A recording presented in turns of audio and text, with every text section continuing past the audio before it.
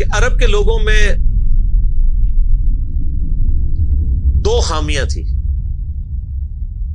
Number 1 چٹے ان پڑھ جاہل اجڑ، حتیٰ کہ انہیں باقی لوگ امی کہا کرتے تھے. امی نیرے ان پڑھ.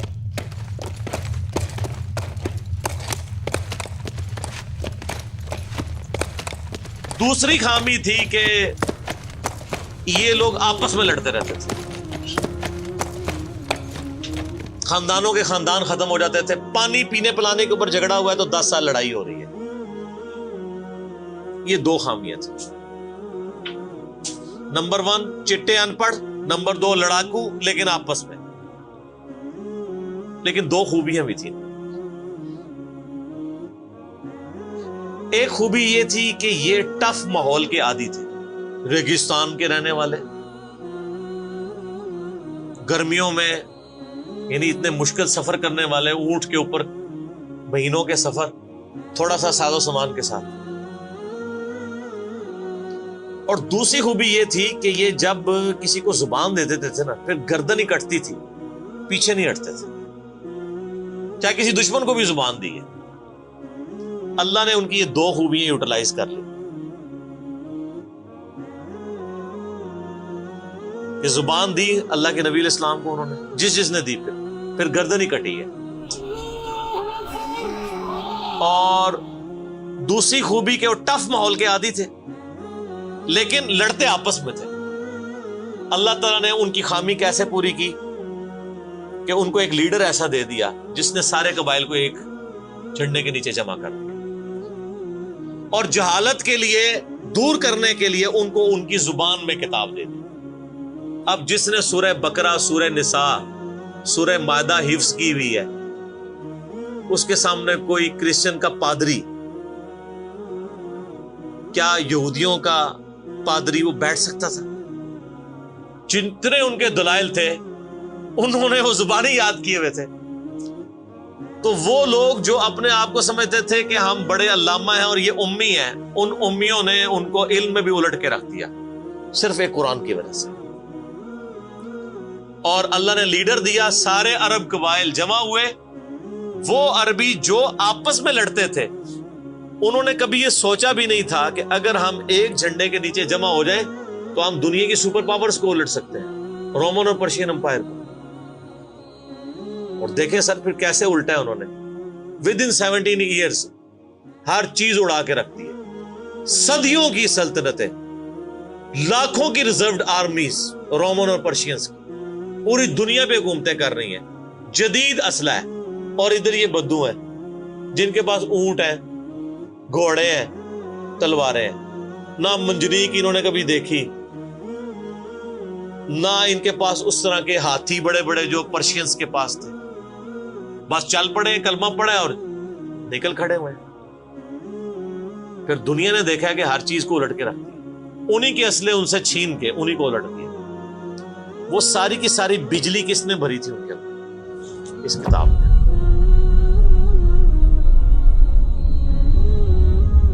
یہ کتاب تھی.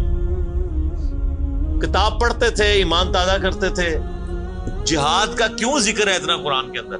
کیونکہ اللہ نے ایک ایسی امت اٹھانی تھی جس نے تلوار کے زور پہ اکھاڑنا تھا رومن اور پرشین. ہم مانتے ہیں کہ اسلام تلوار کے زور پہ پھیلا ہے، لیکن یہ تصویر کا ایک رخ ہے. تصویر کا دوسرا رخ یہ ہے کہ جو بدماش صدیوں سے دنیا پہ حکمران تھے اور لوگوں کی رعایا کا استحصال کر رہے تھے، اپنی رعایا کا، ان پہ انہوں نے اتنے ٹیکسز لگائے ہوئے تھے. ان کو اکھاڑنے کے لیے کیا میٹھی میٹھی باتیں چاہیے تھی؟ طارق جمیل صاحب کے لیکچرز نے رومن اور پرشین امپائر اکھاڑنی تھی. یہ تو ان لوگوں کے لیے نہیں مسلمان ہو چکے ہیں. بدماش کب اپنی پوسٹ چھوڑتے ہیں؟ ان کو پھر اسلحے کے زور پہ ہی اکھاڑنا تھا. اور پھر اللہ نے صحابہ کرام کی تلواریں مسلط کی ان کے اوپر. جب اکھاڑ دی، فریڈم آف ایکسپریشن مل گیا، پھر معاملات سیدھے ہو گئے. اس زمانے میں بادشاہ کا دین رعایا کا دین ہوتا تھا. اگر کوئی رعایا کہے نا کہ میں بادشاہ کے دین سے الگ ہوتا ہوں، قتل ہو جاتا تھا. آپ پتہ عیسائیت کیسے پھیلی ہے؟ یہ تو سارے بت پرست تھے. کانسٹنٹائن 2 جس کے نام پہ قسطنطنیہ شہر تھا جو بعد میں مسلمانوں نے فتح کیا، سلطان محمد فاتح نے، ٹرکی والوں نے اس پہ ایک فلم بھی بنائی ہے، اردو ڈبنگ کے ساتھ ہے، ایک ہی نشست میں آپ دیکھ سکتے ہیں 2.5-3 گھنٹے کی. جو فلمیں دیکھتے ہیں ان کے لیے، مولویوں کے لیے نہیں. تو اس نے وہ قسطنطنیہ فتح کیا، پھر اس کا نام استنبول رکھ دیا. وہ کانسٹنٹائن 2 جو تھا وہ کرسچن ہو گیا تھا. چونکہ وہ کرسچن ہوا تو پوری رعایا 3 براعظموں میں پھیلی ہوئی وہ کرسچن ہو گئی. ایسے کرسچینٹی پھیلی ہے. تو رعایا کو وہی دین رکھنا ہوتا تھا جو حکمران کا ہے. پہلے حکمران بت پرست تھا، عیسائیوں پہ ظلم ہوتے تھے.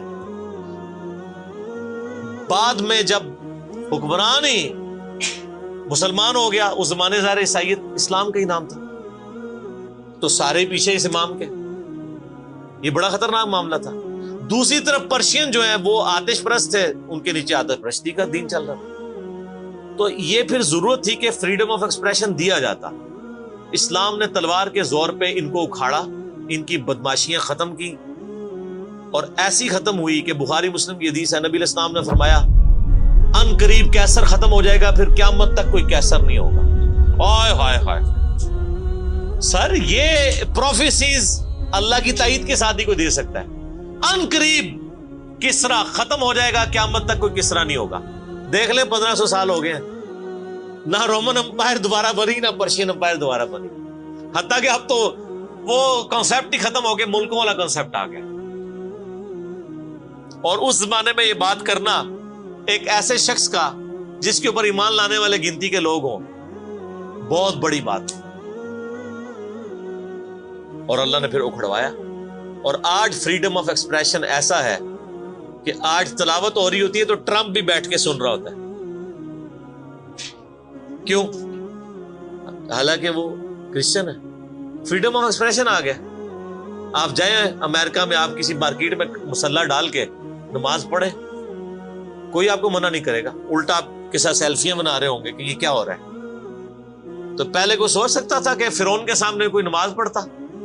جادوگروں نے ذرا سی بات کی، ایمان لے کے آئے تو میں تمہیں سولی دے دوں. تو یہ اسلام اس دور جدید کا خالق ہے، اور یہ دور جدید کو تخلیق جو اسلام نے دی ہے وہ قرآن کے ذریعے. ایک علامہ وحید الدین خان صاحب ہیں انڈیا کے، 90+ ان کی ایج ہے. انہوں نے کتاب لکھی ہے اسلام دور جدید کا خالق.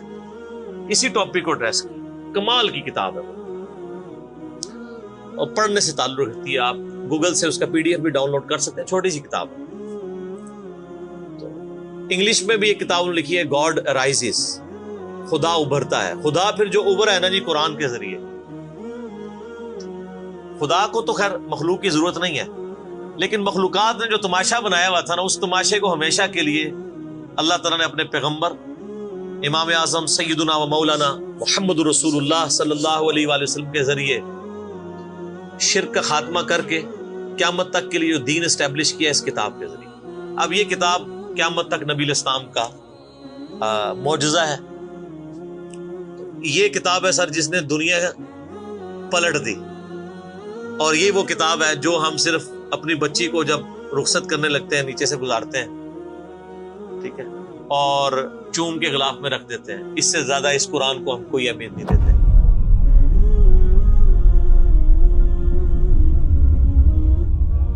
حالانکہ یہ قرآن اس لیے نازل ہی نہیں ہوا ہوا، یہ تو ہماری کتاب زندگی ہے.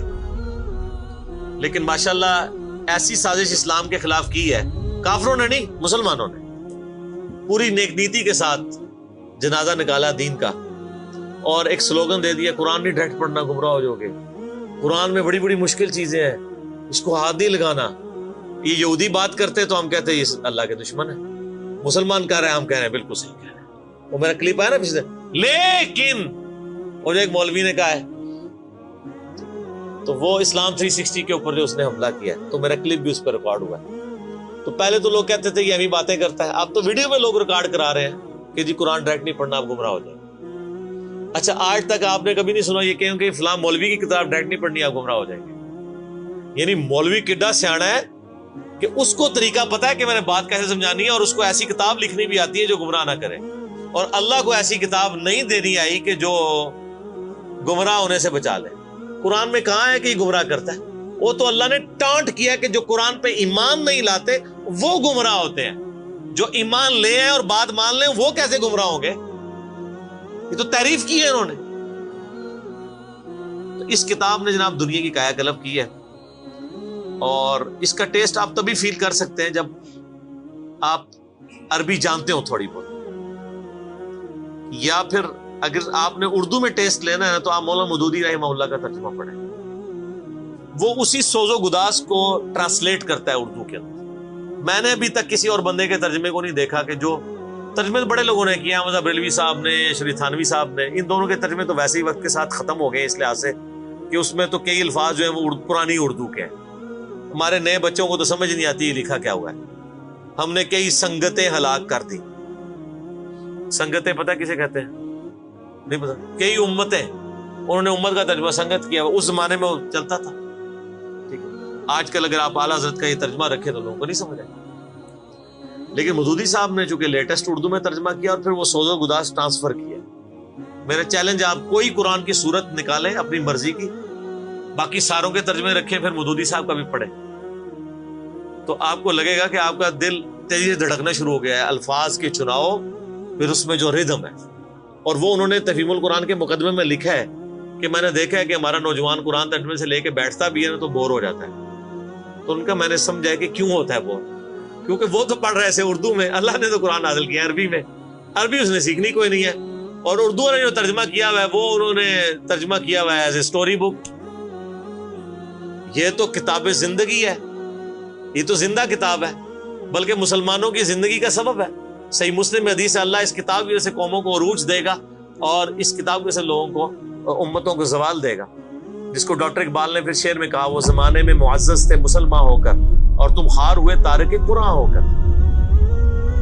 وہ زمانے میں معزز کون؟ صحابہ، اہل بیت، تابعین، تبع تابعین، اور تم خار ہوئے کون؟ اسی، اور صرف اسی نہیں، ساڑھے بزرگ بھی۔ یہ نہ سمجھیے گا، ظاہر آپ تو ہم کہہ سکتے ہیں نا، ڈاکٹر اقبال کے زمانے میں انڈیا، پاکستان، بنگلہ دیش کے جتنے بابے ہیں زندہ تھے، آج تو کہہ سکتے ہیں مر گئے ہیں۔ ڈاکٹر اقبال جب یہ شعر کہہ رہا تھا تم خار ہوئے تارک قرآن ہو کر، تو وہ خار احمد بریلوی صاحب، اشرف تھانوی صاحب، یہ سارے لوگ زندہ تھے اس وقت، تو انہی کو ہی کہہ رہے تھے نا۔ حتیٰ کہ قرآن کے ترجمے کو بھی گناہ سمجھا گیا، یہ تو بہت بعد میں ترجمہ ہوا ہے، پہلا ترجمہ شاہ ولی اللہ دہلوی نے کیا۔ پہلے تو لوگ کہتے ہیں قرآن کا ترجمہ کرنے کی ضرورت نہیں ہے، اور یہاں لوگ کہتے ہیں بزرگوں کی بڑی خدمات ہیں۔ ہم پوچھتے ہیں 1000 سال سے بزرگ یہاں بیٹھے ہوئے ہیں، کسی ایک بزرگ کا قرآن کا بخاری کا ترجمہ مجھے دکھا دیں کہ جی یہ سلطان بہو نے دیکھے جی قرآن کا ترجمہ کیا، یہ جی داتا صاحب نے بخاری شریف کا ترجمہ کیا۔ کیا انڈیا، پاکستان، بنگلہ دیش کے لوگوں کی زبان عربی تھی؟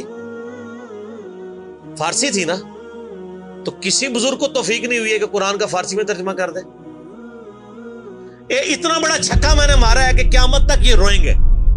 آندہ کو کہنا بزرگوں کی خدمات ہیں، ہمارے پرائم منسٹر صاحب بھی کہتے ہیں نا جی وہ فرید الدین گنج شکر کی بڑی تعلیم۔ فرید الدین گنج شکر صاحب نے کون سا قرآن کا ترجمہ کیا ہے؟ اگر کسی نے قرآن کا ترجمہ ہی نہیں کیا، بخاری مسلم کا ترجمہ ہی نہیں کیا، وہ کیا خدمات کرتا رہے؟ وہ اپنی تعلیمات دیتے رہے۔ صحیح غلط اس کا فیصلہ ہم نہیں کرتے، وہ تو پھر میں اور طرف چل پڑوں گا۔ صرف جو خدمات والا ڈونگ رچایا ہوا ہے نا، وہ میں آپ کو بتا رہا ہوں۔ جتنوں کے مزار بنائے ہوئے آپ نے، کسی ایک کا ترجمہ دکھا دے قرآن کا، تو یہ پھر انہوں نے جان بوجھ کے سیاست کی اسلام کے نام کے اوپر، اپنی باتیں کرواتے رہے۔ سر ان کو پتا تھا قرآن کا ترجمہ ہو گیا، سورہ زمر اور سورۃ الانعام اگر اردو میں آ گئی تو بابوں کو کس نے پوجنا ہے؟ سر بخاری کا اگر ترجمہ ہو گیا تو ساروں نے تو رفع الیدین سے نماز پڑھنی ہے، بابے سارے بغیر رفع الیدین والے نے۔ یہ وجہ تھی کہ بڑی ہوشیاری ہے انہوں نے، یہ نہ سمجھو بولے سمجھے، بہت ہوشیار سمجھے۔ اور دیکھ لینا پھر اب رزلٹ سامنے آ گیا، جدھر ترجمے ہوئے ہیں وہ کہنا نہیں پیو دادے تے ایتھے ہاتھ بندہ سی، اے ایتھے بندہ ہے، تو رزلٹ نکل آیا نا۔ اسی لیے بزرگ جو کام کرتے ہیں وہ حکمت سے خالی نہیں ہوتا۔ ہاں انہوں نے بڑی ہوشیاری دکھائی ہے آپ کے ساتھ، لیکن اللہ کا وعدہ ہے هو الذی ارسل رسولہ بالہدی ودین الحق لیظہرہ علی الدین کلہ۔ قرب قیامت سے پہلے دین کو غلبہ ملنا ہے، غلبہ بابوں کے ذریعے نہیں ملنا تھا، اسی کتاب سے، جس کتاب نے پہلے غلبہ دلایا۔ اب آج دیکھیں بچہ اینڈرائیڈ فون کھولے ہوئے ہے، کوئی آیت آتی ہے ترجمہ پڑھ لیتا ہے۔ تو سر یہ خدمت تو پھر انہوں نے کی ہے نا اسلام کی۔ اچھا یہ اینڈرائڈ فون کس رحمت اللہ علیہ نے بنایا تھا؟ وہ کہتے ہیں بزرگ تے دنیا ہی کلپ کر دے نگاہ مار کے. وہ بزرگوں لے آؤ تے ٹھیپا موبائل نیچے چلا سکتے. آپ مجھے بتائیں میں کسی بزرگ کو قبر سے نکالوں اور اس کو یہ موبائل چلا لے گا؟ آپ کا بچہ چلا لیتا ہے. اور کسی کا اگر اتنا ایمان ہے نا بزرگوں کے اوپر تو آج والے بزرگوں میں بھی ہے. تو میں نے ان کو بڑی دفعہ مشورہ دیا ہے کہ وہ بزرگ جو جناب دنیا چلا رہے ہیں تو میں ان کو کہتا ہوں آپ کو بزرگوں کے ساتھ جہاز پہ بٹھاتے ہیں. جب 10 کلومیٹر ہائٹ پہ پہنچ جاتا ہے یہ بوئنگ جہاز, جب پہنچے تو ہم پائلٹ کو کہے تو تے پائی بسم اللہ پڑھ کے تے پیراشوٹ نال کود جا. بزرگ چلان تے جہاز لینڈ کران, وہ کتنے لینڈ ہوئے گا جہاز؟ بزرگاں دے مرید بھی اس جہاز ہی نیچے بیٹھ لگے جہاں تمہیں کہتے ہیں بزرگ دنیا چلا رہے ہیں. ان کو بھی پتا ہے جہاز کو نہیں لینڈ ہونا, اور جو جہاز نہیں لینڈ کرا سکتا میں کہتا ہوں کسی بزرگ کو آپ لا کے جہاز کے کاکپٹ میں بھی بٹھا دینا وہ نہیں لینڈ کرا سکتا. ہاں لینڈ کرائے گا اگلے جہاں جا کے, وہ بھی وہ نہیں کرائے گا, خود ہی ہوئے گا. سب کہانی ہے, کہانیوں کا دور ختم ہو چکا ہے کیونکہ اب ایک نعرہ عام ہے. کون سا؟ کہ نہ میں وابی نہ میں بابی, میں ہوں مسلم علمی کتابی. تو یہ علمی کتابی جب ہم کہتے ہیں تو وہ علم کون سا علم ہوتا ہے, وہ کتاب کون سی کتاب ہوتی ہے؟ یہ اللہ کی کتاب جس پہ ہم بات کر رہے ہیں. تو آپ دیکھیں میں نے اس پہ بھی 30-35 منٹ لگ گئے. اب آپ آ جائیں سورہ النبا.